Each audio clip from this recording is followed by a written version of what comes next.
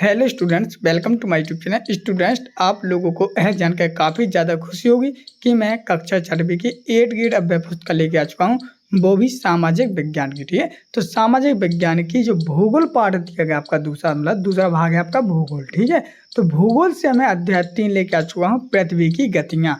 तो इससे संबंधित मैं आपके पूरे क्वेश्चन आंसर कंप्लीट कराने जा रहा हूँ। जो आपके पहले सामाजिक में 1 से 10 तक पढ़ थे वो कंप्लीट करा दिया है। ये आपका दूसरा भाग है, दूसरे भाग के बाद आपका तीसरा भाग होता है। तो इन तीनों भागों के मैं सामाजिक विज्ञान का पूरा कंप्लीट सोल्यूशन कराऊंगा। इसलिए अगर आप लोगों ने चैनल को सब्सक्राइब नहीं किया है तो चैनल को सब्सक्राइब कर लेना। तो चलिए शुरू करते हैं।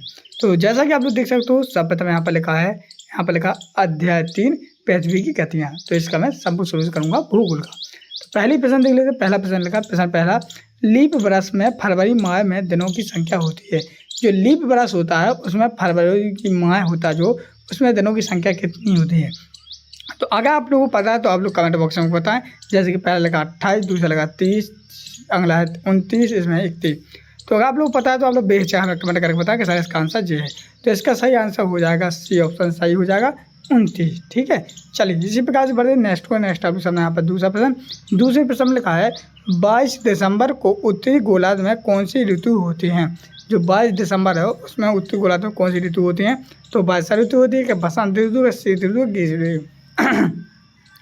अब आप लोग बताइए कि कौन सी ऋतु होती है। तो चलिए इसका आंसर भी मैं आप लोगों के सामने यहाँ पर कंप्लीट करवा देता हूँ। तो इसका आंसर हो जाएगा, सही ऑप्शन हो जाएगा सी, जिसमें हो जाएगा शीत ऋतु। तो इस प्रकार से आप लोग के सामने यहाँ पर पहले का आंसर और दूसरे का आंसर कंप्लीट हो गया है, जो कि आप यहाँ पर उत्तर में की जगह पे लिख भी सकते हो। ठीक है, यहाँ पे खालिस्तान दिया गया है, यहाँ पर उत्तर में लिखना आपको। ठीक है, तो अगला क्वेश्चन है आप लोगों के सामने क्वेश्चन नंबर 3। तो क्वेश्चन नंबर 3 में लिखा है यहाँ पर यहाँ पे लिखा विषुभाव के संबंध में कौन सा कथन सही है। जो विषुभाव का संबंध था तो उसमें कौन सा कथन सही है। तो उसका सही कथन हो जाएगा आपका सी ऑप्शन, सही हो जाएगा उत्तरी ध्रुव सूर्य की ओर झुका होता है। तो इस पर टिक करके आपको यहाँ पर उत्तर की जगह पे यहाँ पर लिख देना है। ठीक है, अगला क्वेश्चन है आप लोग सामने क्वेश्चन नंबर 4, जिसमें लिखा है उत्तर अंत से संबंधित कौन सा कथन सही नहीं है। तो यहाँ पर कंफ्यूज मत हो जाना, यहाँ पर न सही नहीं पूछा है। तो क्वेश्चन नंबर 4 का सही आंसर हो जाएगा आप लोग सामने यहाँ पर डी ऑप्शन सही हो जाएगा, सूर्य की किरणें मकर रेखा पर सीधी पड़ती हैं। तो ये इसका कथन सही नहीं था, ये आपका डी ऑप्शन सही है।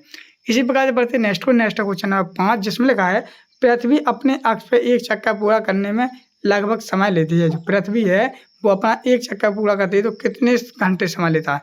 तो इसमें हो जाएगा बी ऑप्शन सही हो जाएगा 24 घंटे। क्या है, बी ऑप्शन सही है 24 घंटे।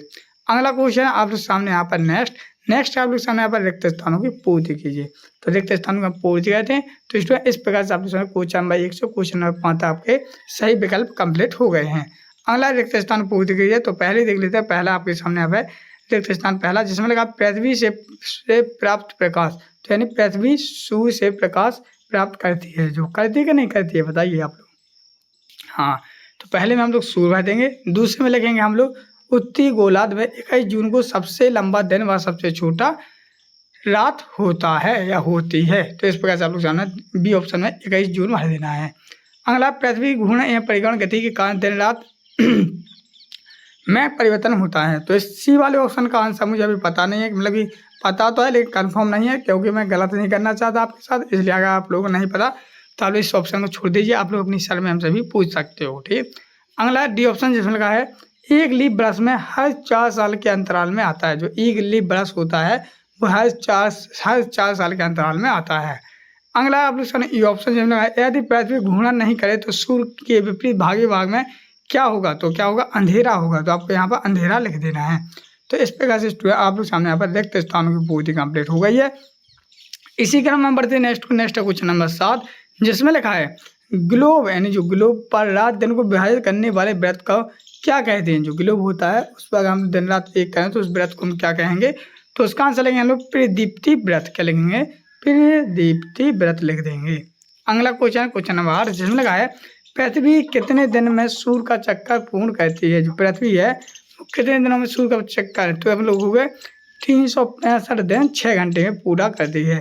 तो आप लोग 365 दिन 6 घंटे में। अगला क्वेश्चन नंबर 8, जिसमें लगा है ऑस्ट्रेलिया में क्रिसमस पर्व के समय कौन सी ऋतु होती है। तो आप लोग ना ग्रीष्म ऋतु। ठीक है, कौन सी, ग्रीष्म ऋतु।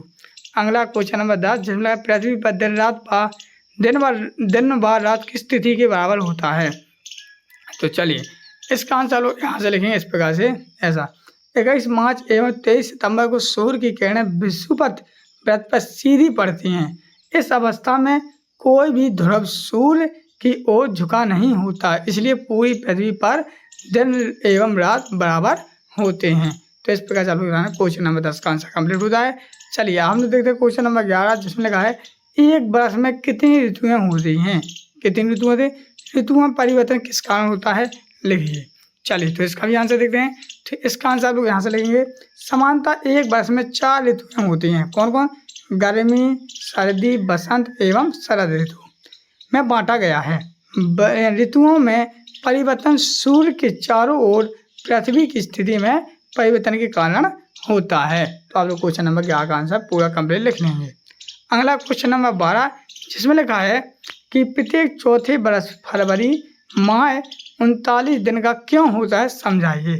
क्वेश्चन नंबर 12 का आंसर देखते हैं, जिसमें लिखा है, आंसर देखते हैं जिसका आंसर है पृथ्वी का परिक्रमण काल 365 दिन 6 घंटे का होता है। ठीक है, सुविधा के लिए एक बरस 365 दिन का होता है।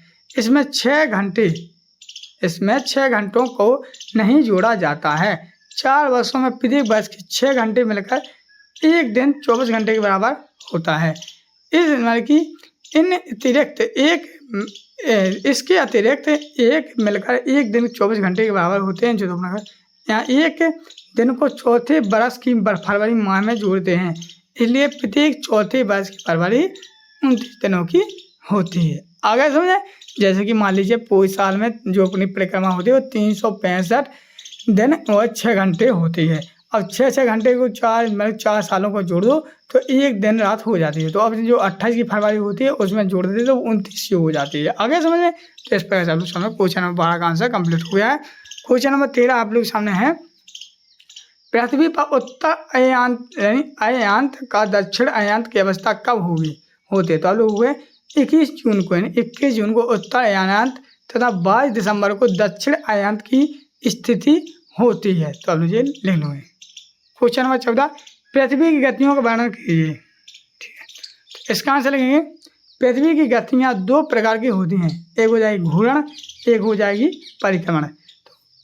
तो घूर्णन को लिखते हैं, पृथ्वी का अपने अक्ष पर घूमना यानी घूर्णन कहलाता है। ठीक है, और परिक्रमण यानी सूर्य के चारों ओर एक स्थिर कक्ष में पृथ्वी की गति परिक्रमण कहलाता है। तो इस प्रकार से आप क्वेश्चन नंबर 14 का पूरा आंसर कंप्लीट हो जाता है। अगला क्वेश्चन नंबर 15, जिसमें लिखा है 23 सितंबर एवं 21 मार्च को उत्तरी गोलार्ध एवं दक्षिणी गोलार्ध में कौन कौन सी ऋतुएं होती हैं।